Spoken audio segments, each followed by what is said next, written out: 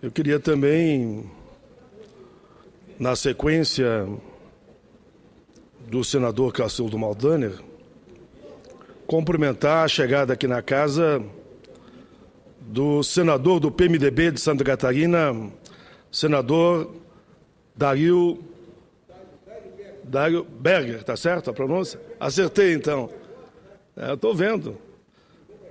Por isso que eu digo que tem que haver um encontro de gerações. Eu que estou para mais velho, é bom receber os mais jovens. Seja bem-vindo, senador. Parabéns pela disputa lá, eu acompanhei.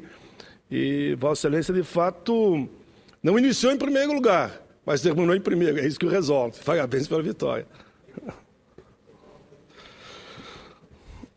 Mas, senhor presidente Paulo Davim, Vossa Excelência, que é um entusiasta aqui dos movimentos na casa, como, por exemplo, o programa Jovem Senador.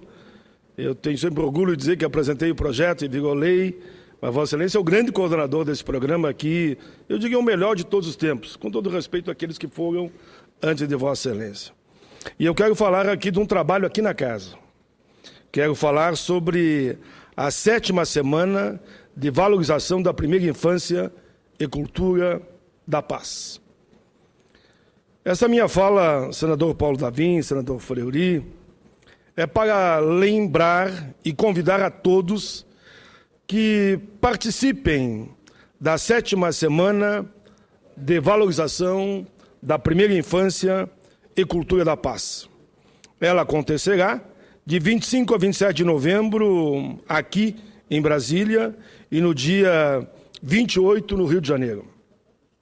Esse evento, realizado pelo Senado Federal, pelo 7º ano consecutivo, se consolida no calendário nacional de seminários consagrados à nossa querida infância. O evento tem o propósito de aportar novas informações do campo da ciência e da prática educacional, que vão contribuir muito para que o poder público e a sociedade deem mais atenção à primeira infância, enquanto fase primordial da formação e desenvolvimento da pessoa. O tema central da semana nesse ano é a neurociências e as ações na área da educação. Como evolui, que desafios encontro, tais como eu fui o que organizou a lei do autismo, tais como o autismo e também a no TDAH, transtorno do déficit de atenção em hiperatividade. Senhor presidente, aqui no auditório do Senado, teremos especialistas de renome internacional nas neurociências e em educação, para que possamos todos conhecer e discutir estudos e projetos desenvolvidos no Brasil e no mundo sobre o desenvolvimento infantil. O evento, para alegria nossa, é organizado pela Comissão Semana de Valorização da Primeira Infância e Cultura e Paz, aqui, gente nossa, do Senado Federal, em coorganização com a Universidade Federal Fluminense, e em parceria com a Embaixada da França e a Universidade de Paris Descartes. Eu me sinto honrado, senador Fleury, em ter participado de todas as edições anteriores e ter sido convidado para, nessa tarde do dia 25 de novembro, fazer a apresentação de abertura das conferências, que serão coordenadas pela doutora Jacqueline Vendlan, da Universidade de Paris Descartes, e ministradas por duas renomadas conferencistas que virão da França especificamente para esse encontro. Madame Françoise Molenat, presidente da Sociedade Francofona de Psicologia Perinatal e da Associação de Formação e de Pesquisa sobre Criança e o seu Meio Ambiente. E Madame Bernadette Roche, professora titular na Universidade de Toulouse II e diretora do Centro Regional de Educação de Serviço para o Autismo. Me lembro aqui, de Berenice de Piana. Aqui formulamos a lei, que construímos a lei.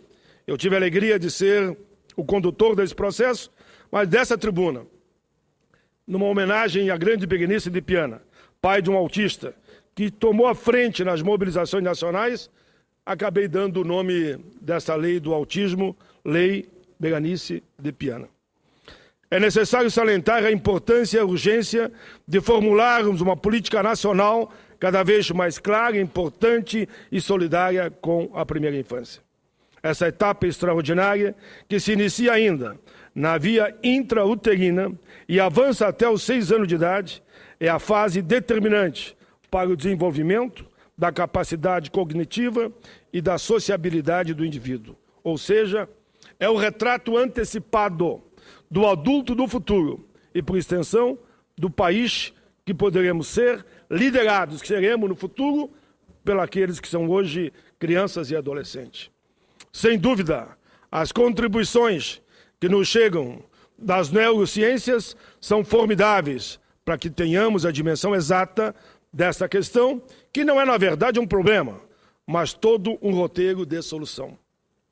Hoje, nós sabemos que as crianças nascem com cerca de 100 bilhões de neurônios e que até os 3 anos de idade, essas células cerebrais desenvolvem cerca de 1 quadrilhão de ligações entre si, as chamadas sinapses, e que esse número é o dobro de conexões que um adulto possui, ou seja, que é durante a primeira infância que o cérebro humano desenvolve a maioria das ligações entre os neurônios.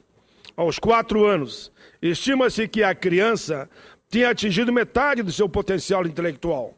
Sabemos também que crianças submetidas à falta de amor, de atenção, de segurança, de limite, de valores, tendem a não desenvolver plenamente sua potencialidade cognitiva e social. É importante termos em mente que o descuido para com a criança de hoje quase sempre resulta em um custo social impagável para o adulto de amanhã. Segundo os psicólogos, a criança estrutura a sua personalidade até os 6 anos.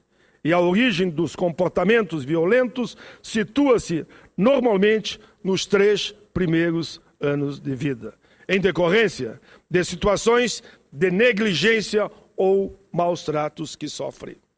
Esses distúrbios de conduta estão na raiz do crescente aumento das diferentes formas de violência com que temos que lidar hoje.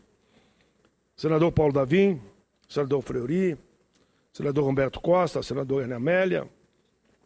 Nessa edição do evento, as comissões de Educação, Cultura e Esporte, Direitos Humanos e Legislação Participativa e de Assuntos Sociais do Senado Federal irão realizar, no dia 26 de novembro, às 10 horas, audiência pública conjunta para tratar dos aportes das neurociências e compreensão do desenvolvimento infantil. Aberta ao público em geral, com inscrição gratuita. A semana tem como principal público-alvo pedagogos, educadores, médicos, sociedade em geral, claro, mas psicólogos, legisladores, representantes do Poder Executivo, do Judiciário, gestores públicos e privados, nas mais variadas áreas, como educação, saúde, desenvolvimento social e direitos humanos. Professores e estudantes universitários, profissionais de imprensa, membros de organizações não governamentais e instituições da sociedade civil. Senhores e senhoras, que nos veem e nos ouvem nesse momento, sinto-se convidado a vir a esse encontro que é de valor inestimável. Senhor presidente, em nome de Lisli Elce de Lucena, presidente da Comissão de Valorização da Primeira Infância e Cultura de Paz, parabenizo, cumprimento a todos pelo trabalho belíssimo que vem realizando aqui no Senado e pelo evento que teremos a honra de participar como mediador de uma mesa com convidados internacionais. Esse trabalho contribui diretamente para que conquistemos um ideal, que as nossas crianças tenham um ambiente familiar e social de amor, de alegria, de parceria e uma sociedade saudável, tanto fisicamente como emocionalmente.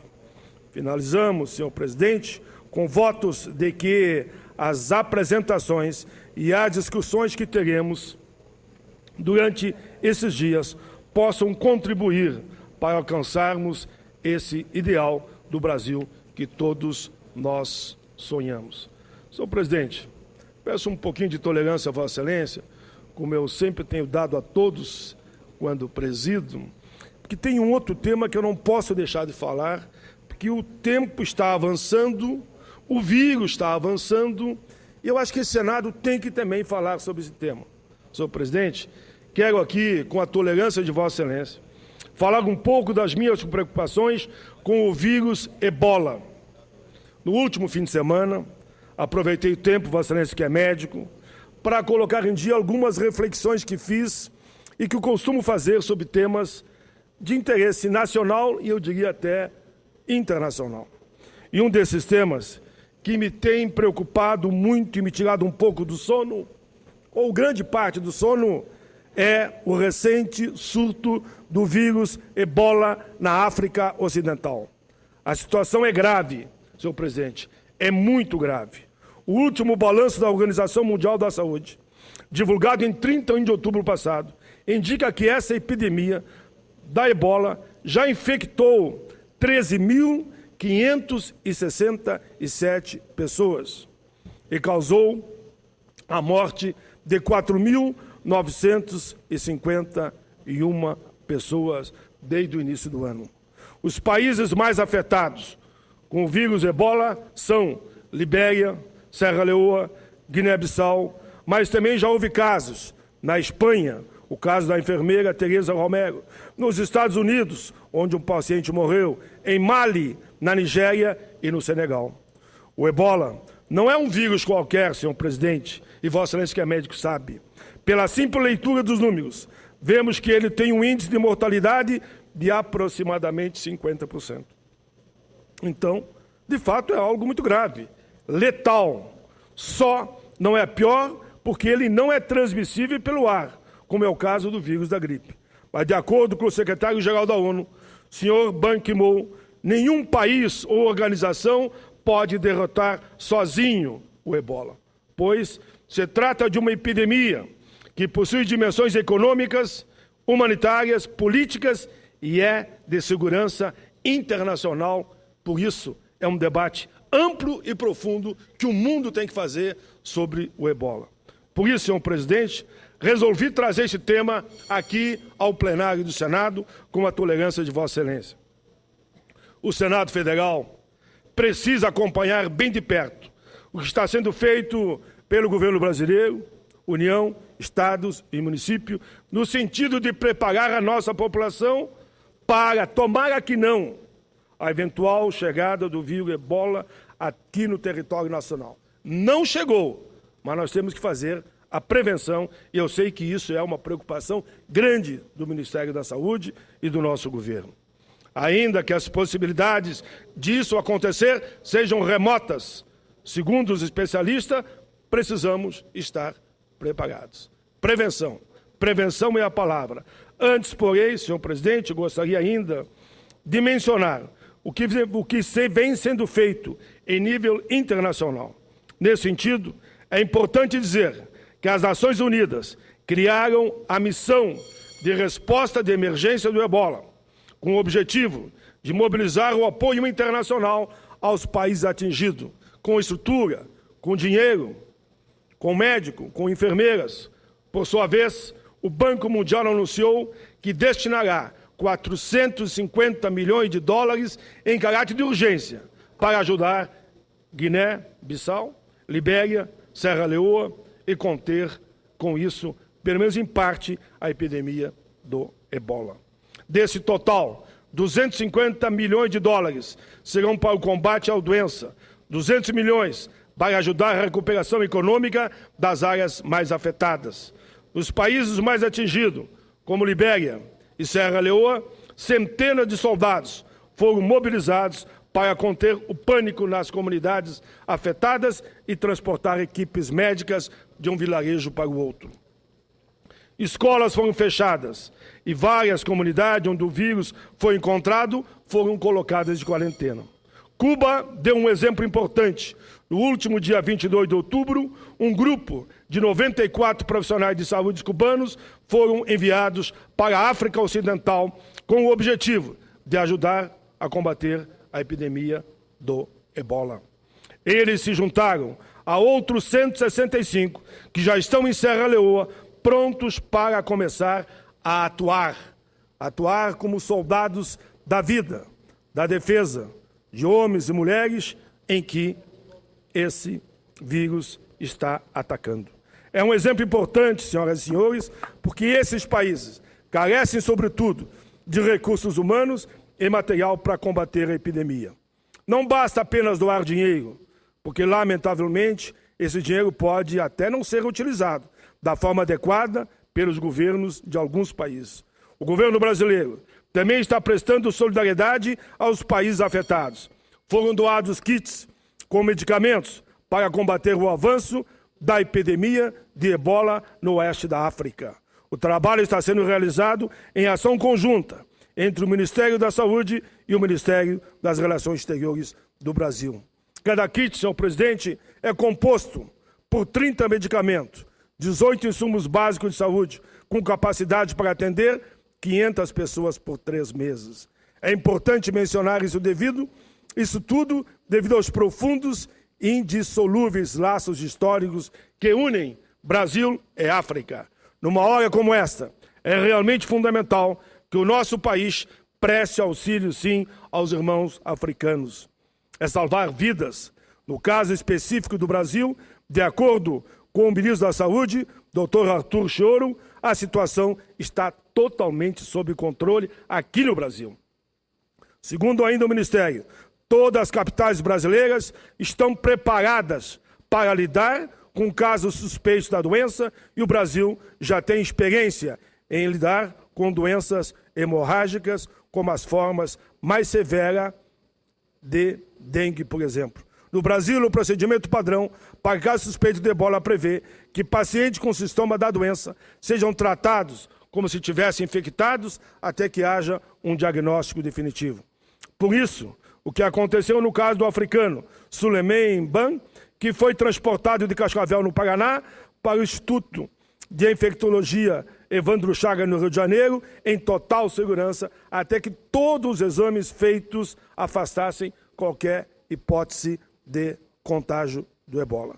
Também aqui em Brasília, houve uma suspeita envolvendo um piloto de uma companhia aérea que ficou confinado durante horas e horas no hospital, em isolamento, até que fosse descartado qualquer possibilidade de contaminação por ebola.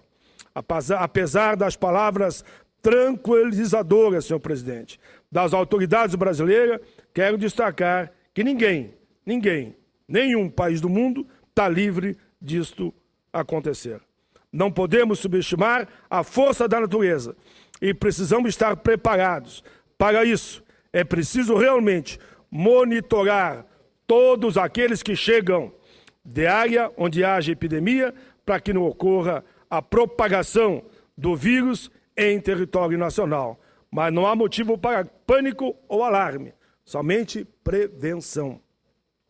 Mesmo assim, senhor presidente, o senhor ministro da Saúde foi já às redes de comunicação prestar todo o esclarecimento no sentido de que está sob controle. Mas seria bom que a gente convidasse também que ele viesse aqui no Congresso Nacional como um convite a todos para explicar como está esta questão no mundo e mostrando as preocupações e a prevenção que o Brasil está fazendo.